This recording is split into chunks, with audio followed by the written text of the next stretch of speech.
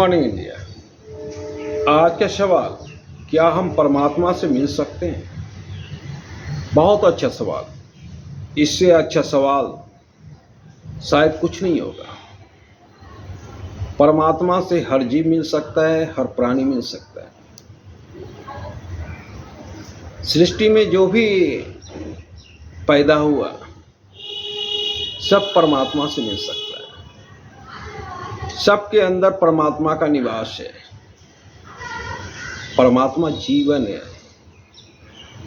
और जीवन से सबका मिलन है, पर हम नहीं जानते। हम मंदिर की तरफ भागते हैं, मस्जिद की तरफ भागते हैं, गुरुद्वारा की तरफ भागते हैं, गिरजाघर की तरफ भागते हैं, जबकि हम ही में परमात्मा है। हम ही में राम का वास है, हम ही में रावण का वास है। हम चाहें तो राम बन सकते हैं, हम चाहें तो रावण बन सकते हैं। ये हमारे ऊपर निर्भर करता है।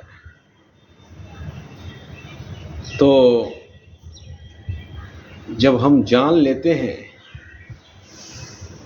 कि हम ही में परमात्मा का वास है, तभी हम परमात्मा से मिल सकते हैं। हम सड़कों पे परमात्मा से मिल सकते हैं। परमात्मा से मिलने का मतलब है परम सुख की प्राप्ति, परम आनंद की प्राप्ति। और आपको परम आनंद की प्राप्ति तभी होगी जब आप अपने आप से मुलाकात करोगे।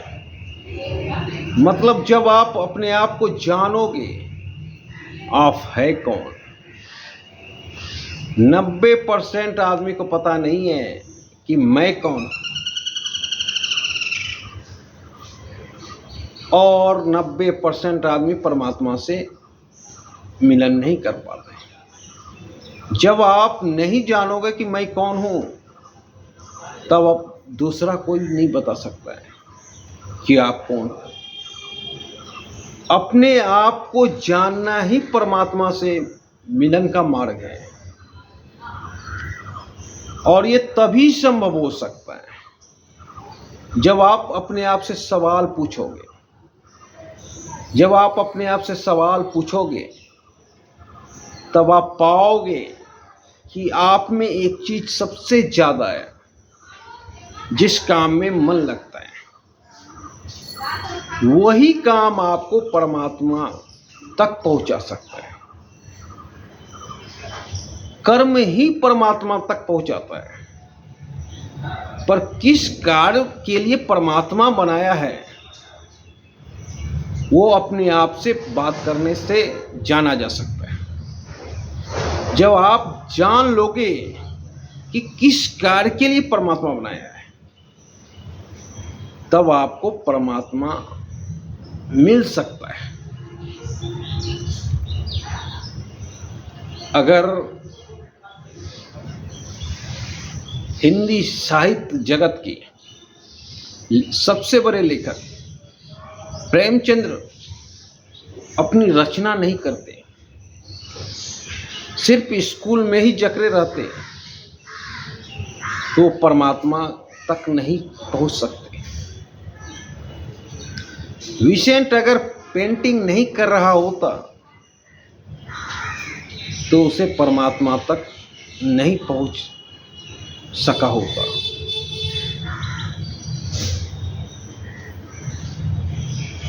सचिन, महेंद्र सिंह धोनी,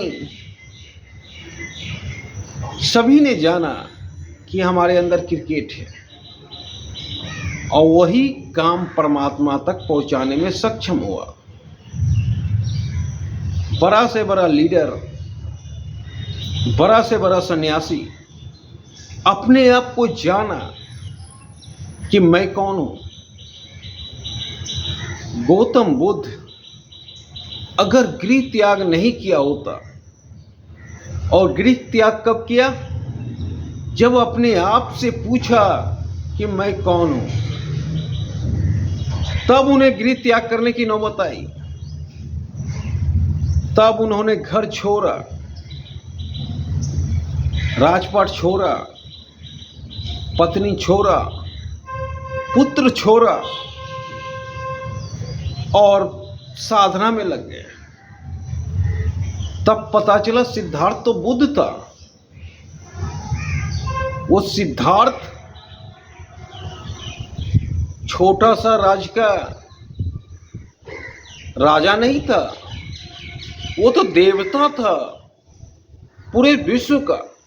तब पता चला जब नरेंद्र भाई गृह त्याग किए, हिमालय की कंदराओं में जाके साधना किए, तब पता चला कि नरेंद्र भाई किस काम के लिए बने हैं। साधु संत ने बताया कि नरेंद्र भाई का सबसे अच्छी साधना राजनीति है, उन्हें देश संभालना है। उसके उपरांत नरेंद्र भाई गुजरात के मुख्यमंत्री बने और भारत के तीसरी बार प्रधानमंत्री बने। तो जब अपने आप से बात करोगे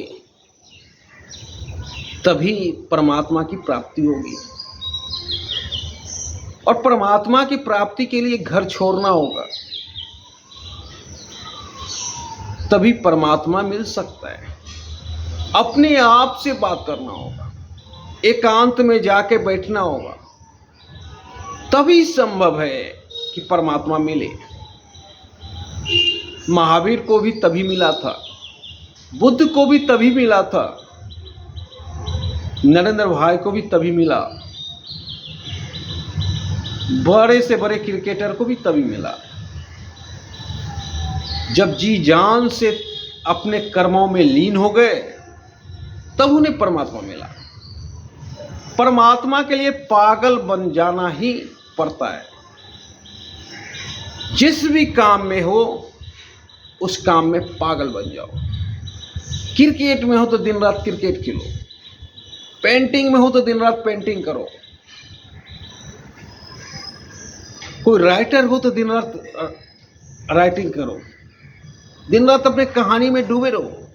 कोई म्यूजिशियन हो तो उसी में डूबे रहो, कोई एक्टर है तो उसी कार्य में डूबे रहो, तभी परमात्मा की प्राप्ति होती है और परमात्मा मिल सकता है। कोई स्टूडेंट चाहता है कि मैं आईएएस बनूं, तो उसका परमात्मा आईएएस बनने में ही है, और दिन रात डूबा रहे तो उसे प्राप्ति हो जाएगी, क्योंकि वहां उसे परम आनंद की प्राप्ति हो रही है, इसलिए परमात्मा की प्राप्ति हो रही है। परम आनंद ही परमात्मा की प्राप्ति है। और ये एक भिखारी को भी हो सकता है, एक सन्यासी को भी हो सकता है, एक किसान को भी हो सकता है,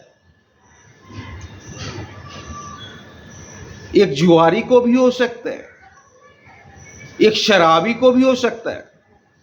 तो ये कहना भी उचित नहीं है कि परमात्मा की प्राप्ति सिर्फ अमीरों की होती है। जिस कार्य में आपका मन लगे वही उसी कार्य में परमात्मा की प्राप्ति होती है। किसी को सन्यास में मन लगता है, किसी को पॉलिटिक्स में मन लगता है। ढेर ऐसे सन्यासी हैं कि पॉलिटिक्स में आ जाते हैं, वहां परमात्मा की प्राप्ति होती है।